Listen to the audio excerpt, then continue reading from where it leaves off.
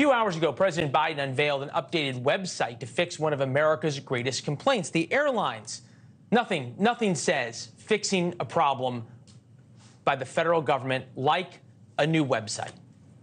But I know how frustrated many of you are with the service you get from your U.S. airlines, especially after you, the American taxpayer, stepped up in 2020, the last administration, in the early days of the pandemic, to provide nearly $50 billion in assistance to keep the airline industry and its employees afloat. I get it. That's why our top priority has been to get American air travelers a better deal. We've made real progress.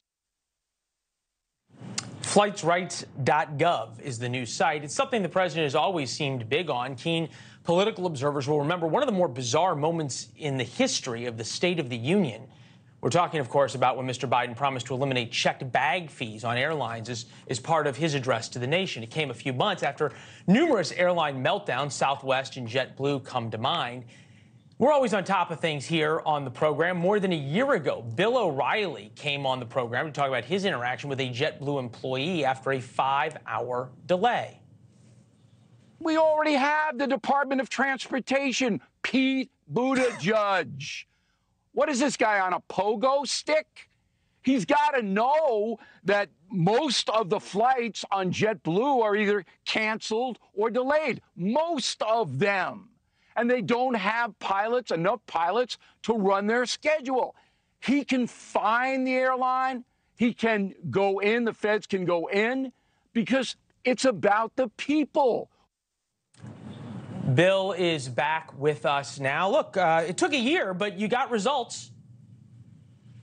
Yeah, where was Biden when I needed him and trying to get down to Turks Caicos? And it was so outrageous that I don't want to bore your audience going over it. If you want to see it, it's on the internet. But basically, JetBlue and their management, because there was a manager there, were lying to the folks.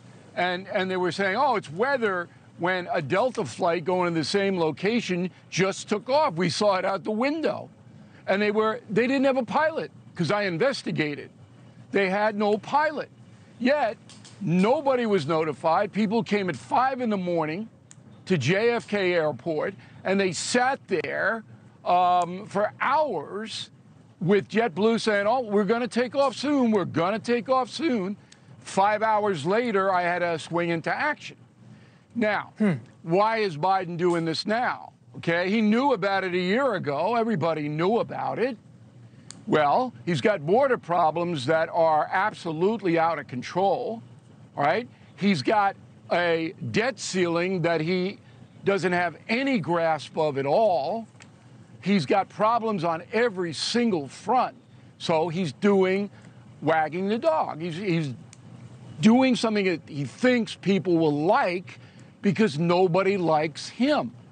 And, you know, the Washington Post ABC News poll is just stunning in its repudiation. Remember, these are two news agencies who like Biden. I thought George Stephanopoulos was going to have a seizure reading these poll numbers, which he had to read because ABC News did the poll. I thought he was going to actually have a seizure. People were going to have to come in and help George. Yeah. Well, it was quite a moment. You're talking about this poll. Approval rating new low, 36%. 68% of Democratic-leaning voters want to nominate someone other than Joe Biden. You got to have somebody to beat somebody. You got to beat the man to be the man. That's the wrestling line, right? They're protecting Joe Biden pretty well. It looks like even the person you talked about, Pete Buttigieg, he was always the guy who was rumored to be one of the people who would possibly run in a primary this year, right?